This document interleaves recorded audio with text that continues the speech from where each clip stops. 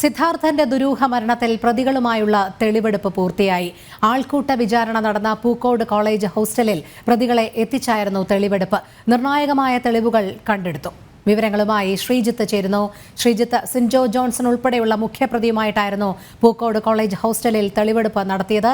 എന്തെല്ലാം തെളിവുകളാണ് അവിടെ നിന്നും ശേഖരിച്ചത് പോലീസ്?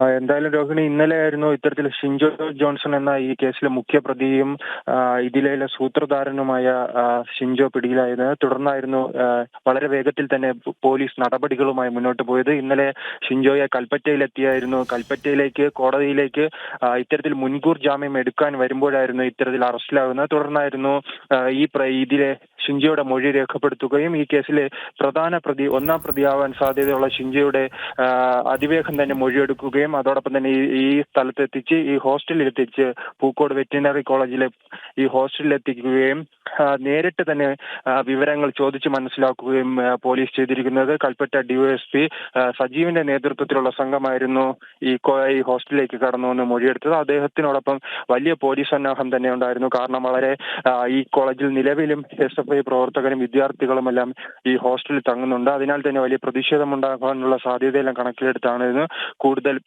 പോലീസ് ഈ സ്ഥലത്തേക്ക് എത്തിയത്. എന്തായാലും സുപ്രധാന തെളിവുകൾ കണ്ടെത്തിയിട്ടുണ്ട്. അതോടൊപ്പം തന്നെ ഈ ഹോസ്റ്റലിന്റെ നടുമുറ്റത്ത് വെച്ചായിരുന്നു ആദ്യത്തെ പരസ്യ വിചാരണ നടക്കുന്നത്.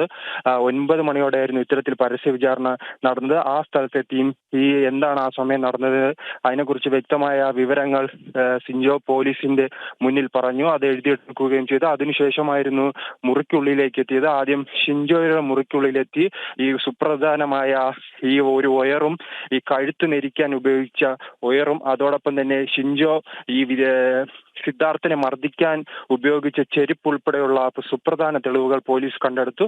അതിനുശേഷമായിരുന്നു സമീപത്തെ ശുചിമുറിയിലേക്ക് പോവുകയും അവിടെയും ഇത്തരത്തിൽ മർദ്ദനം നടന്നിരുന്നു. അങ്ങനെ പൂർണ്ണമായി തന്നെ ഈ ഹോസ്റ്റലിനെ അരിച്ചു പറക്കിയാണ് ഇന്നലെ പോലീസ് പരിശോധന അയച്ചിരിക്കുന്നത്. അതോടൊപ്പം ഈ പോലീസിന് വളരെ പ്രതീക്ഷയുള്ള ഒരു ദിവസമാണിത്. കാരണം ഈ കേസുമായി ബന്ധപ്പെട്ട് കേസിന് ബലം നൽകുന്ന രീതിയിൽ തന്നെ സുപ്രധാന തെളിവുകൾ കണ്ടെടുക്കാൻ കഴിഞ്ഞു. എന്തായാലും ഈ 4:45 ആരംഭിച്ച തെളിവെടുപ്പ് 1 മണിക്കൂറിലധികം നീണ്ടു നിന്നു. അതിനുശേഷമായിരുന്നു ഈ സിൻജോയുമായി ഈ പോലീസ് സംഘം കൽപ്പറ്റയിലേക്ക് പോയത്. അതോടൊപ്പം തന്നെ കൂടുതൽ പ്രതികളെയും ഈ വരും ദിവസങ്ങളിൽ ഇവിടെ എത്തിച്ച് ഇത്തരത്തിൽ തെളിവെടുപ്പിനുള്ള സാധ്യതയുണ്ട്. കാരണം ഈ കേസുമായി ബന്ധപ്പെട്ട് 18ലധികം പ്രതികളാണുള്ളത്. അവർ ആൾക്കൂട്ട മർദ്ദനത്തിന്റെ ഭാഗമാകുകയായിരുന്നു.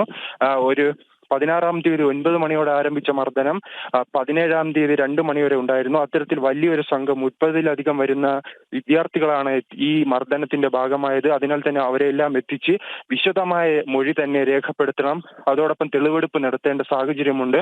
അതുമായി ബന്ധപ്പെട്ടാണ് നിലവിൽ പോലീസിന്റെ നീക്കങ്ങളും. ആദ്യം തന്നെ ഈ മാതാപിതാക്കളെല്ലാം സൂചിപ്പിച്ചതുപോലെ തന്നെ ഈ കേസിലെ പ്രധാന പ്രതിയായി മാതാപിതാക്കൾ തന്നെ രേഖപ്പെടുത്തിയിട്ടുള്ള സിൻജോ ജോൺസണെയാണ് നിലവിൽ ആദ്യമായി തന്നെ ഈ മേഖലയിൽ എത്തിച്ച് തെളിവെടുപ്പ് നടത്തിയിരിക്കുന്നത്. തുടർന്നായിരിക്കും ഇനി മറ്റുള്ള പ്രതികളെ എത്തിക്കുന്നത്. കാശിനാഥൻ അടക്കമുള്ള ഈ കൂട്ടുപ്രതികളുണ്ട്. അവരും ഇത്തരത്തിൽ സിദ്ധാർത്ഥനെ ക്രൂരമായി മർദ്ദിച്ചതിൽ പങ്കാളികളാണ്. ശരി ശ്രീജിത്ത്.